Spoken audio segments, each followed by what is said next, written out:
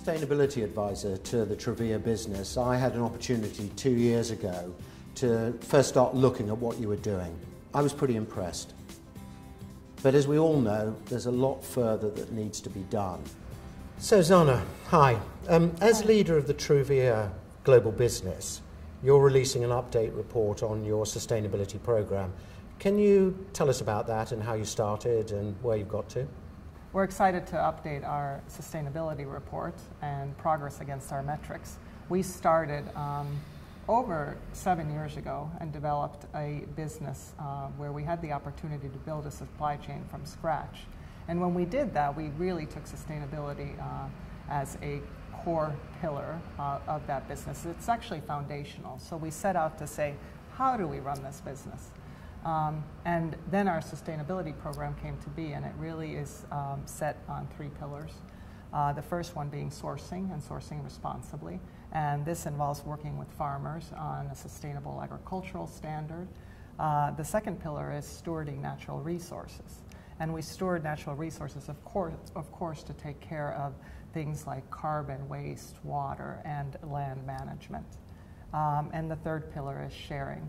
And in this, we really talk about how we operate in the communities where we currently are. So that means with farming communities and where we manufacture our product. And we also are just starting a new program with World Food in order to share our efforts with children in Bolivia and help with nutrition. So really comprehensive, covering all the dimensions of sustainability. But you must have faced some big challenges in rolling out the program. What were some of the biggest ones that you had to overcome? There's always challenges in this, and it's a continuous journey, right? Even one of the first challenges is just that plant itself. So that miracle plant that gives you all that sweetness, all of that is in the leaf. But really, in order to make a business sustainable, we need the right plant for the right product and get just that right sweet taste out. And there are over 200 components of stevia, or varieties of stevia. So what we had to find was varieties that would give us just this right sweet taste for our product. And so working with that finicky little plant that needs to be grown in a greenhouse and then put into fields and cultivated in the regions that we are was our first challenge. And we put significant effort to that. And that's continuous management then of how productive can each acre be that we have stevia plants in the field. And what about on the community side or the social side? Were there any particular issues there that it was very important to get right so that you could demonstrate best practice sustainability? Well, very important for us to have our grower relationships be just right. These are farmers that take our plants and are the ones that are the very beginning of bringing sweetness to market. And these relationships are so important, but they also are about how do we best steward that land. And so in the building of the sustainable agricultural standard, this was really a way for us to educate the farmer, but to really open up a dialogue for how should we best do this. Farmers are so important, but also their land is really their income. And so taking care of that land properly was great. But developing the sustainable agricultural standard was a key component in our even on the social side. And then in the communities where we operate, how do we make sure that those communities are sustainable? We put a lot of effort into schools and the education of children in the communities where we grow. So we've delivered over 8,000 school kits, both in Asia and in South America. Yeah, it sounds great. And 4 years in the development, 2 years actually running the business now. How would you summarize progress? What are you really most proud of? I'm really proud of the Sustainable Agricultural Program and that footprint. It's such an ability for us to work with our growers, and over 500 growers have been trained on this and implemented this in the fields. There are 13 categories with over 135 different criteria for that, so quite comprehensive, but really gives us a good benchmark and a baseline from where to start. The communities where we operate, I'm quite proud of working with the children in those communities and helping those growers and their families thrive. The more we can work on education, the better the next generation of farmers will be, and the better we will be able to manage our business. When we first started out, we started with a life cycle analysis of the business, and it really gave us a good look to where we needed to go and to be able to establish those objectives for how we reduce carbon and become carbon neutral by 2020, and how we reduce waste by 50% and then becoming zero waste by 2020, and how we will manage water and net depletion of water and reducing that by more than 25%. So those are really key objectives, and getting and making progress against those is everyday hard work, but quite rewarding. And I couldn't be more proud of the World Food Program that we just initiated. An ability for us to be, as our product saves calories in areas where we market our product, to now be able to send calories to school children through nutrition in Bolivia. The impact to 36,000 school children is quite rewarding when you think about the most malnourished area in South America and where that stevia plant is from. So, I mean, obviously making a lot of environmental, social and business progress, which is what sustainability is all about, building those relationships. So you've got a good foundation, you've got a challenging set of goals and ambitions for the future. When you look to the future, what are the things that you think you're going to have to prioritize the most to be able to look back and say, yeah, we did it, we managed to achieve those milestones? When I think about the future of the business, I get very excited, not only for the sustainability program and how we run the business, which is a continuous journey, and that will continue to progress against. So we might have objectives, but when they're achieved, it doesn't stop there. You continue to operate and run. I'm very excited about the future because we're also looking at growth. It's a key priority for us in markets to grow. Today, we're in 8 different countries around the world. We've moved from growth in the United States to international expansion.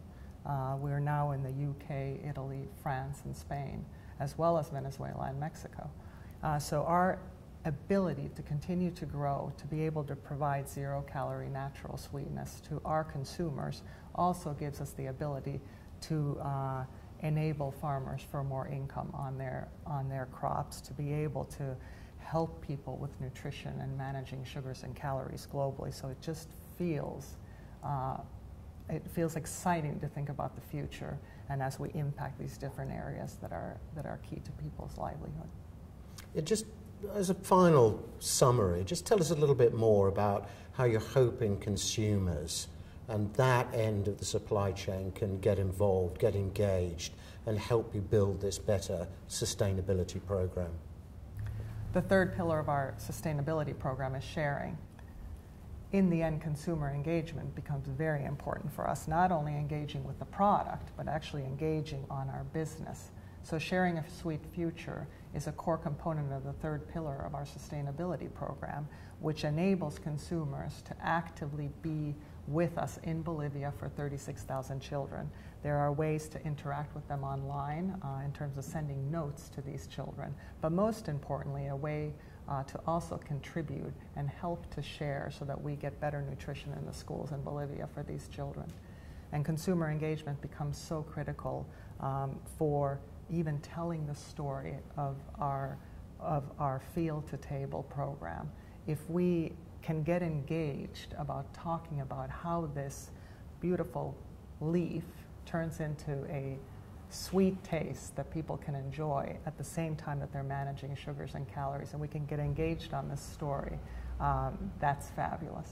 So stevia was greeted with great fanfare when it was first announced, and a lot of talk about its potential as a sweetener. Has it lived up to expectations? Absolutely. It's been phenomenal to see how consumers have reacted to the product. We've been on the market in the U.S. now for 4 years. In the second year, we became the #3 sweetener, and then subsequently the #2 sweetener. So it's amazing how consumers have decided that, hey, I finally have a choice. I can choose natural, and 0 calorie, and put that together and feel really good about sweet taste. Yeah, winning combination. You've opened in the United States and been going there for several years, and now the European market opened up in 2010. You know, tell us how that's going. How are European consumers reacting? Yeah, it's been nice to go from U.S. growth to international expansion, and we are now in 5 countries: UK, Italy, France, Spain, and Ireland. And consumers have opened up the door for the possibility of stevia. It's still early days here. Consumers have responded so well to stevia, and Truvia is the leading stevia brand out in the marketplace today. We're quite proud of our innovation. We want to be able to give consumers the product in a way that they can behave with it and interact with it. So not only are there sachets for the marketplace, it's a spoonable jar. So this looks a lot like a sugar bowl that you can sprinkle the product on top of fruit, yogurt, and other foods. And new product innovation is our way to be able to say, well, how can you enjoy sweet taste? In the US, we've recently launched a baking blend product. It's 75% less calories than sugar, but it absolutely performs in biscuits and cakes and products that need sweet taste. And then consumers can say, hey, I can reduce calories by 30 to 50% just because I've taken some of the sugar out. So, I mean, there are clearly a lot of benefits. It's going well in the United States. It's rolling out in Europe. What about plans for the rest of the world in the future? So moving from international expansion to really establishing a global footprint is the next venture. In July, we launched in Venezuela, which has been remarkable. You know, there, it's sweetness, but, you know, people look at this product as a beauty product.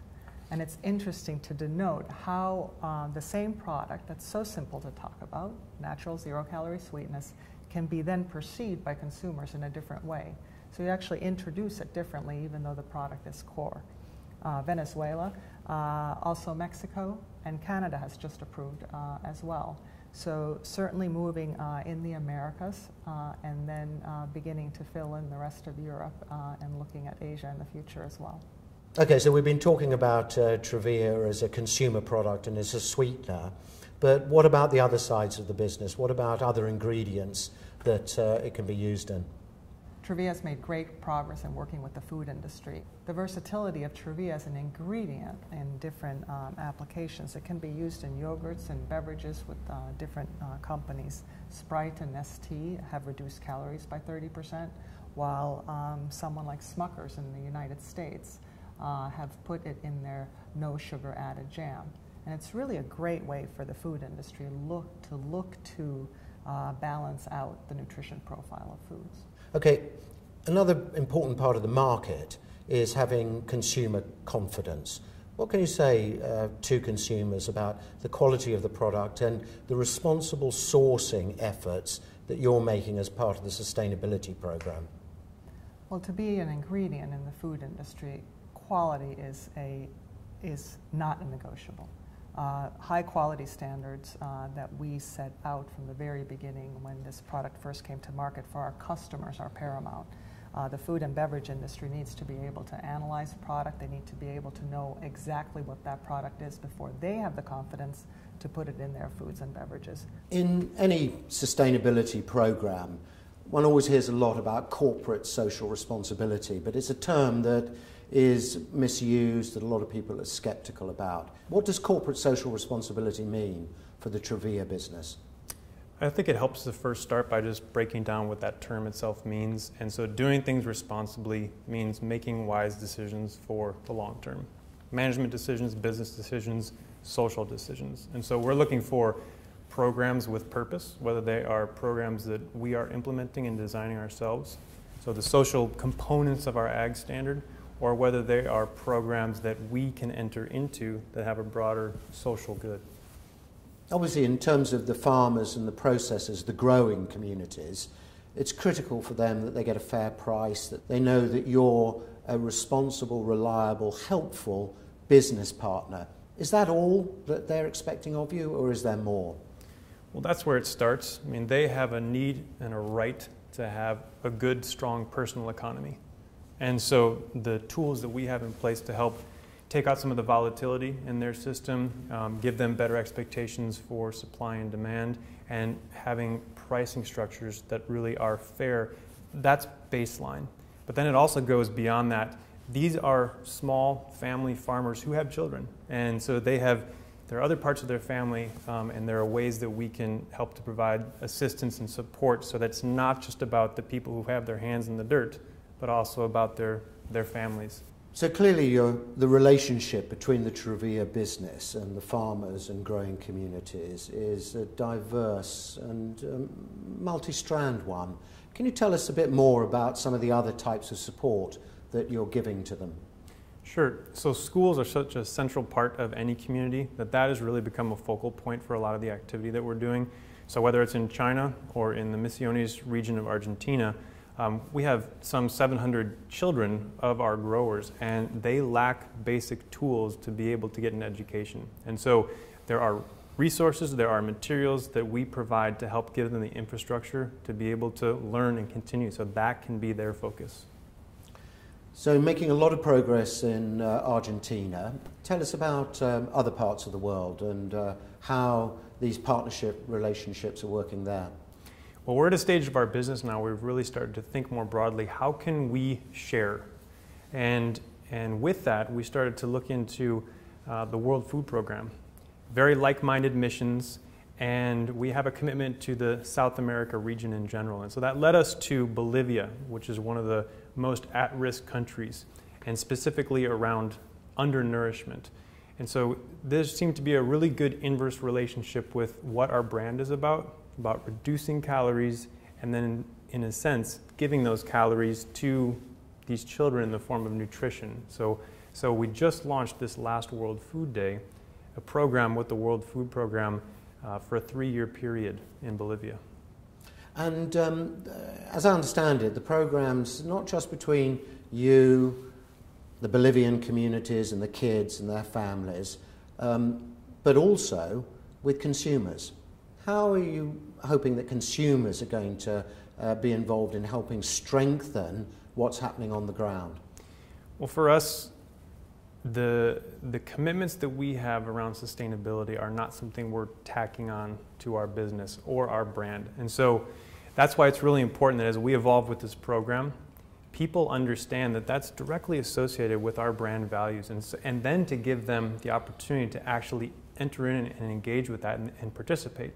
And so we have an online platform that will continually evolve to really help, first of all, people understand what's the need, what's the reason, what are the problems there, and what can I do as a part of that. And we really think that for our consumer base, I mean, we know our consumer well, and we know that there are people who do care about where's food coming from, what are some of the issues in the world that I can play a little role in. So to the extent that we can facilitate that, that's very gratifying for us as a business. In the sustainability update, Zanna McFerson has referred to the detail and the commitment to responsible sourcing and the stewardship of natural resources, one of the 3 key pillars of sustainability in the business. Tell us a little bit more about that. Absolutely. And really before defining what we meant by sourcing and particularly stewarding, it's easy to run towards thinking about carbon and water and how we impact that, but we really took a step back and thought, well, what does it mean for us to be responsible? We have many stakeholders, many partners in the Truvia business globally, and really the foundational principle was to treat them with dignity and respect wherever we are, whether that's in the communities in which we operate, all the way through business partners and to the consumer. And to do that, we really need transparency, and we need to be prepared to talk about what's going well and what isn't going well. When we look at sourcing, it's important for us in the relationship, particularly with farmers, to make sure that the value proposition which the consumer is buying into goes all the way back to the field and all the way back to the farmer. And there's a sharing in what that means, which means setting fair pricing, which means having a long-term commitment to the farming community and a commitment to buy what is produced. We invest in research for seeds, and we provide those seeds to the farmers. And then when we look at continuing that partnership, how do we look at stevia, something for which no standard has been produced, and actually be a force for good in partnering to develop a sustainable agricultural standard? We looked at 13 different key criteria, 135 different points, and that really scratches the surface of what are the major musts in our agricultural supply chain that leads us towards sustainability. In the development of the agricultural standard, Truvia has been working with independent assessors who can audit performance and help you understand from an external expert perspective how much progress you're making, where the gaps are. For example, you've been working with the Carbon Trust and a Brazilian NGO, McFerson. Can you tell us a little bit more about their findings and what their report back to you was? Absolutely, and we set out from day one to say that third-party independent verification was going to be very, very important to us. We toyed with self-audits and really decided, no, if we're going to build this from scratch, being open for scrutiny would be important. And really building that in through the supply chain to encompass the whole life cycle. So the Carbon Trust work is a life cycle analysis that takes us from the field all the way through to the consumer package on shelf, including all of the ingredients within our product. And that full life cycle has been understood so that then we can start to break that down and see where should we address any opportunities for improvement. With McFerson, that was really a way of, we piloted our agricultural standard, and then McFerson came in independently to tell us, well, how are you doing against that? There were areas where we scored extremely highly, where existing traceability mechanisms that were in place were found to be best in class, and areas where we have a long way to go. So when we're looking at areas such as waste management, when we're looking at ensuring that individual farmers who are mostly smallholders, small family farms of 25 hectares, if the standard says to use personal protective equipment, that really gets through and is put through into the farms and adopted as the way things should be. And McFerson have helped shine the light on those opportunities that we have to continue to improve. So we're looking at environmental standards, labour standards, social standards. I mean, are there any particular areas that are problematic? When we're looking to set standards through the supply chain, if you look on stewarding natural resources, we can look at carbon footprint. We have a global supply chain, so inherently we're moving stuff around the world, incurring transportation, having a carbon footprint that we can look to as we're moving the agricultural leaf. How do we minimize that? How do we get more sensible in terms of loading and sequencing of our logistics? So in terms of carbon itself, that's an area for improvement, not only just in terms of our actual usage, can we reduce the resources we use, but with the resources we do use, can we increase the productivity? And we're seeing great strides forward, particularly in the area of carbon.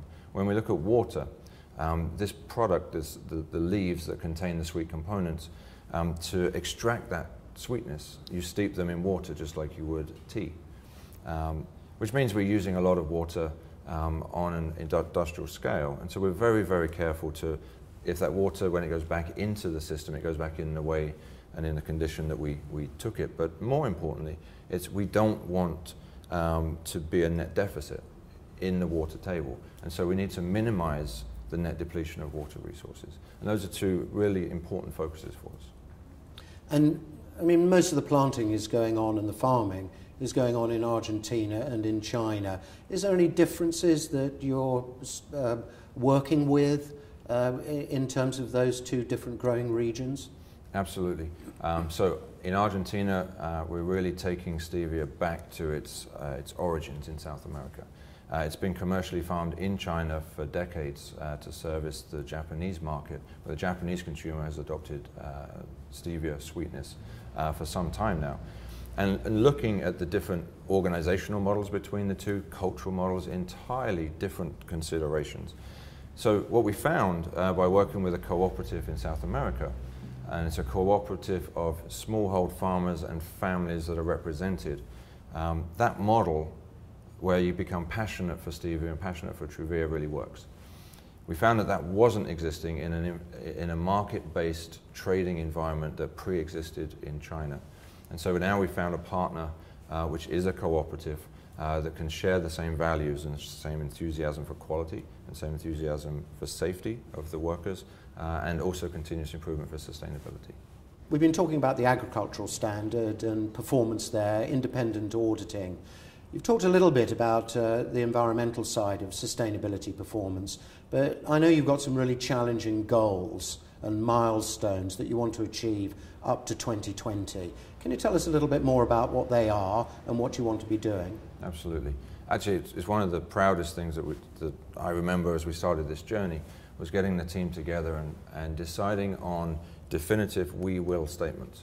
Because if we don't decide where we're going, you can't really rally around that. And it really became a rallying cry for the team in terms of sustainability embedding in everything we do. So we will, when it comes to carbon, we will become carbon neutral by 2020. And in 2015, we'll have reduced our carbon footprint by 50%, and we're on track to meet that objective. When it comes to water, our net depletion, we will have reduced that by 25% by 2020.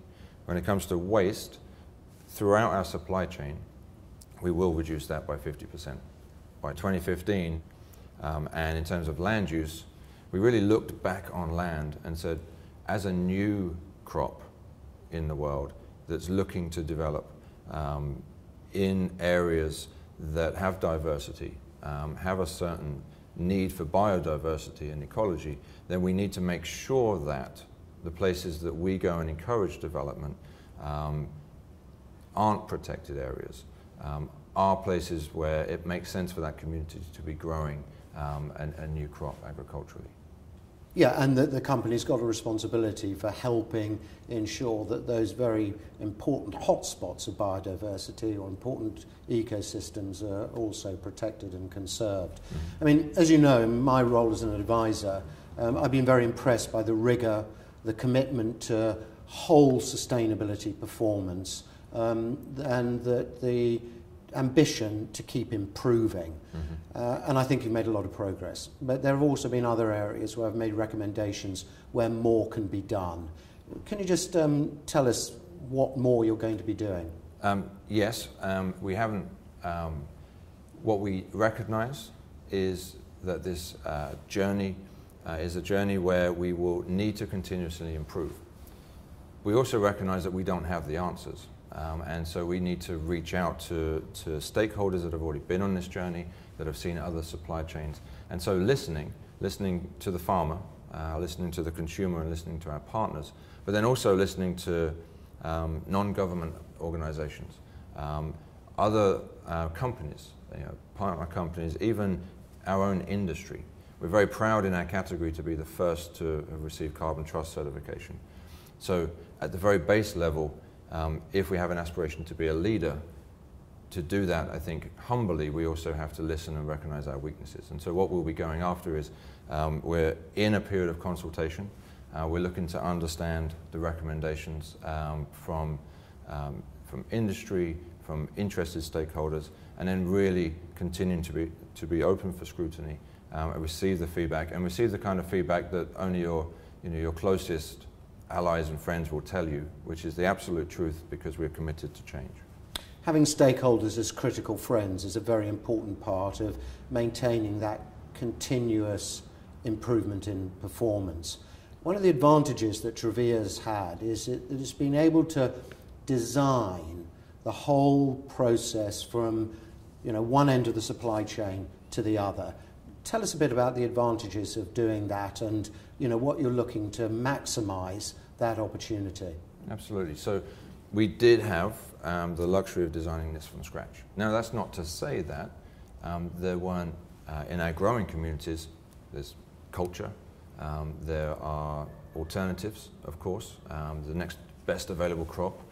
So we also need to make sure that as we feel as if we're designing something, it fits into and is respectful of that which came before and that which lives in and around it.